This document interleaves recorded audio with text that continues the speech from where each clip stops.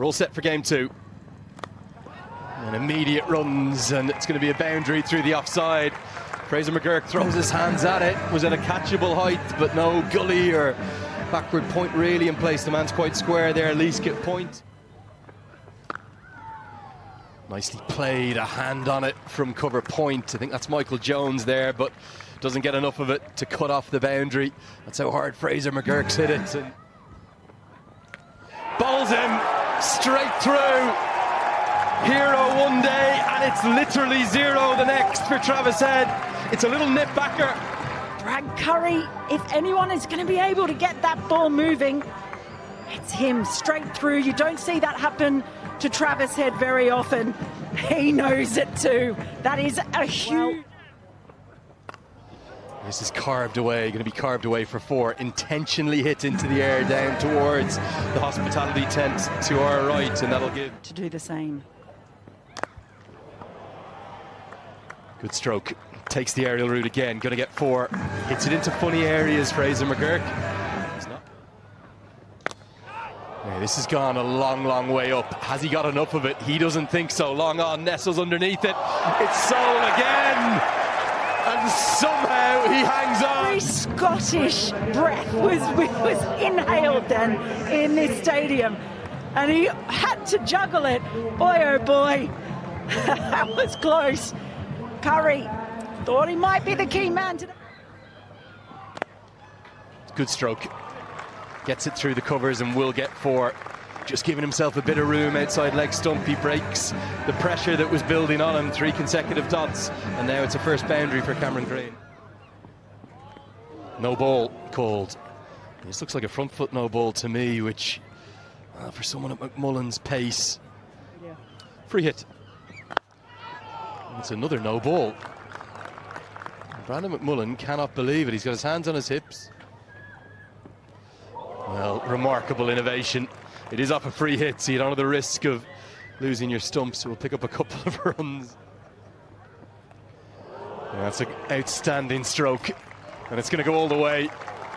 Immediate innovation from Inglis, who just scoops it over his shoulder, gets into position early. It was a back of a length delivery from Brad Wales. Yeah, just helped it on its way, really. Quickly moved the feet, whipped the ball over his shoulder. A changing ball. Really well struck. He gets it in front to square and will get good reward too. It's gone all the way. It's in place. And the problem is that's a shorter ball, but when it's not swinging for wheel and doesn't have the express pace of a Chris Soul, Australian's just able to... Nice off drive and beats the dive of the man at mid-off. Might have got something on it, but didn't get enough. It's George.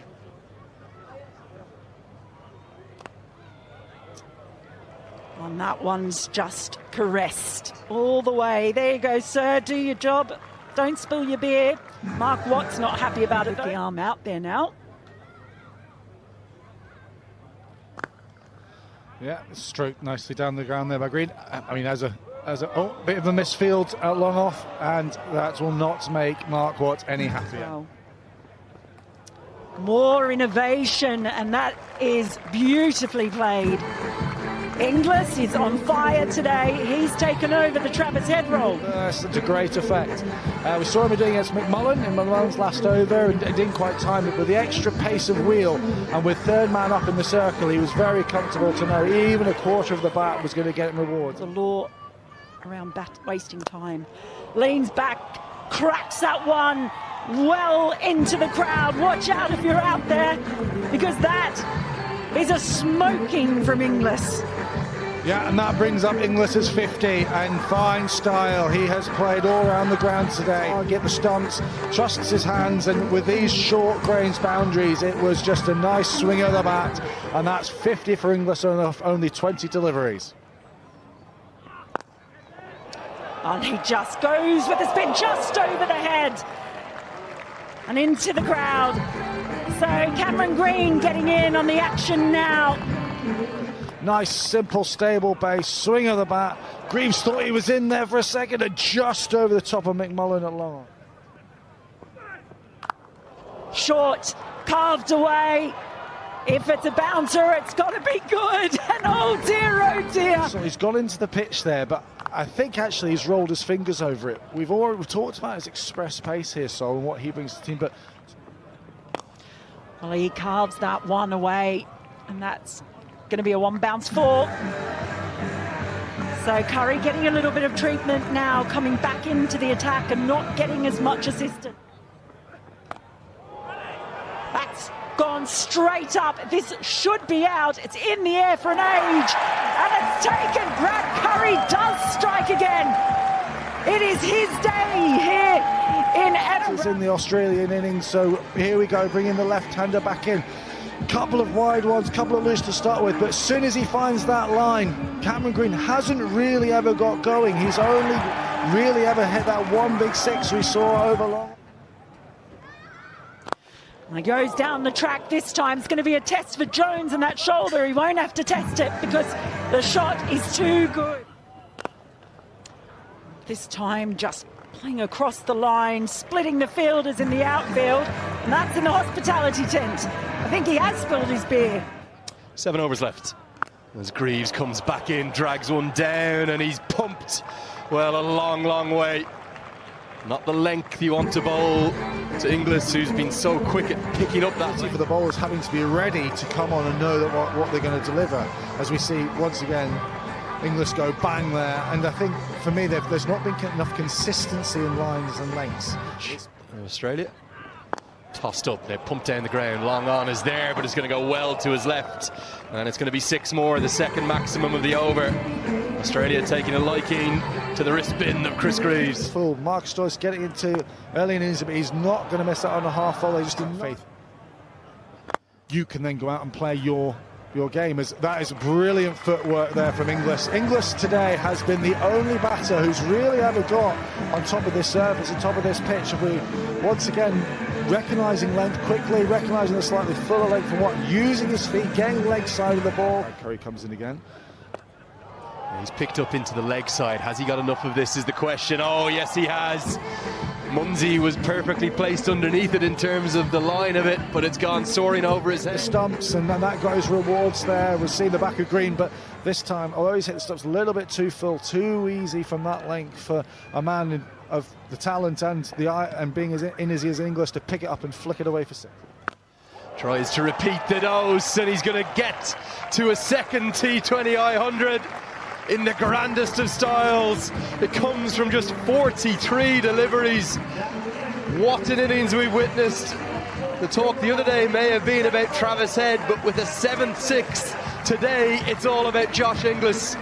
It's come at a strike rate of over 230, 7 4s, 7 6s. We should be here. And that is going to be great reward for Chris Soule. He's deserved every single bit of that. It's been an outstanding 3 overs for me. It should have been 4. And he points to the sky, back from injury, and he's bringing the Scottish fans into voice. Take nothing away from the innings.